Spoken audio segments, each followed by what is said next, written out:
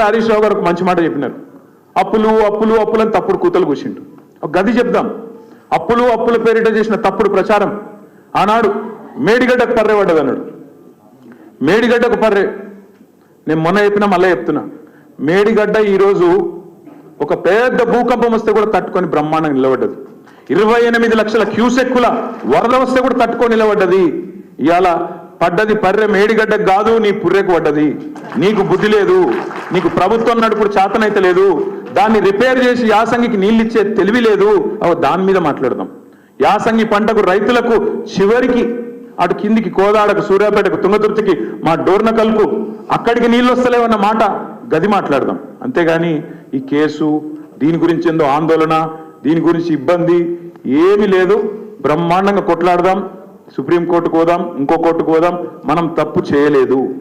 తప్పు చేయనప్పుడు ఎవ్వడికి భయపడే అవసరం లేదు. బరాబర్ న్యాయ పోరాటం చేద్దాం. హైదరాబాద్ ప్రతిష్ట పెంచడానికి, తెలంగాణ ప్రతిష్ట అంతర్జాతీయంగా ఇనుమడింపజేయడానికి ప్రయత్నం చేసినాం తప్ప ఒక రూపాయో అరపైసనో ఇందులో అవినీతి లేనే లేదు. కాబట్టి ఎవ్వరు ఏమన్నా మీరు పట్టించుకునే అక్కర్లేదు. మనం చేయాల్సిన పోరాటం రైతుల గురించి, 4000 పెన్షన్ల కోసం ఎదురు చూస్తున్న అవ్వ తాతల గురించి, అదేవిధంగా తులం బంగారం ఇస్తానని చెప్తే నమ్మి ఓటేసిన ఆడబిడ్డల కోసం, అదేవిధంగా 2500 మహాలక్ష్మి అని చెప్తే కొంతమంది తల్లులు ఎవరైతే మోసపోయినారో వాళ్ళ గురించి మాట్లాడదాం. ఈ సంవత్సరం మొత్తం ఆ పని చేద్దాం.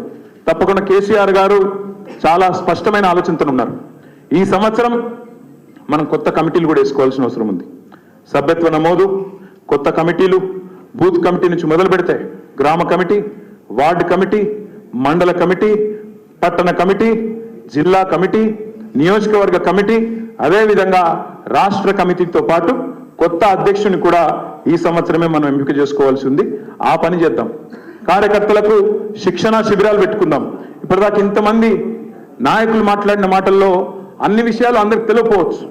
ఇదే కార్యక్రమాన్ని ప్రతి జిల్లాకు పోదాం. 32 జిల్లాల్లో పార్టీ ఆఫీసులు ఉన్నాయి.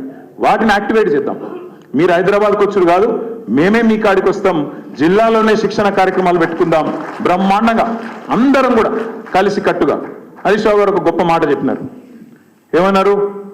ఇది ఒక కుటుంబం, 60 లక్షల కుటుంబ సభ్యులున్న కుటుంబం బీఆర్ఎస్ పార్టీ. కాబట్టి ఒకరికి కష్టం వచ్చినా అందరం కూడా, ఒక కాకికి కష్టం వస్తే 10 కాకులు ఎట్లా చేస్తే వాళ్తాయో అట్లే 60 లక్షల మంది కుటుంబ సభ్యులున్న ఈ పార్టీని ఒకరికొకరం అండగా ఉంటూ కాపాడుకుందాం. తెలంగాణ ప్రయోజనాల కోసం, మన కోసం కాదు, తెలంగాణ బాగుండాలని కోరుకునే పార్టీ, తెలంగాణ కోసమే పుట్టిన పార్టీ, తెలంగాణ ప్రయోజనాలే పరమావిధిగా పనిచేసే పార్టీ. ఇవాళ ఉన్న ముఖ్యమంత్రి గారికి తెలంగాణలో ఇబ్బంది అనిపిస్తుందట. ఆయనకు ఉమ్మడి రాష్ట్రంలోనే బాగుండే తెలంగాణలో బాగలేదు అని ముఖ్యమంత్రికి అనిపిస్తుందట. ఇది మన కర్మ. అందుకే తప్పకుండా 100కు 100% పూర్తి స్థాయిలో సబితా ఇంద్రారెడ్డి గారు చెప్పినట్టు ఒక్కొక్కరం ఒక కేసీఆర్ లాగా కొట్లాడదాం. గ్రామ గ్రామాన కథానాయకులను సృష్టిద్దాం. అద్భుతంగా ఈ సంవత్సరం పోరాట నామ సంవత్సరంగా ముందుకు పోదామని చెప్పి తెలియజేసుకుంటూ మళ్ళొక్కసారి మీ అందరికీ హృదయపూర్వకంగా ధన్యవాదాలు, నమస్కారాలు. జై తెలంగాణ, జై కేసీఆర్. Thank you.